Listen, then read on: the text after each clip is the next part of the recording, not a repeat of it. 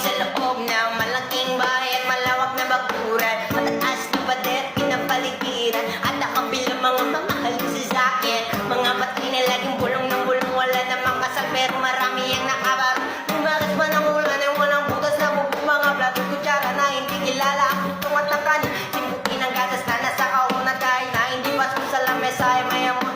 Sarap siguro maniran sa bahay na ganyan. Sabi pa nila dito ra matatagpuan ang taong na nagmamayari sa isang upuan.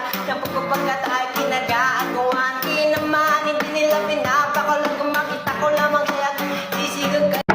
Tao po, nandiyan po ba kayo sa loob ng malaking bahay at malawak na bakuran? Mataas na pader, pinapaligiran at nakapilang mga mamahalin sa sakinan. Mga pati na laging bulong ng bulong, wala namang kasal pero marami ang nakabaro. Tumakas pa ng ulan ay walang butas ng bubong, mga plato kutsara na hindi kilala. Kung tapos sa kanila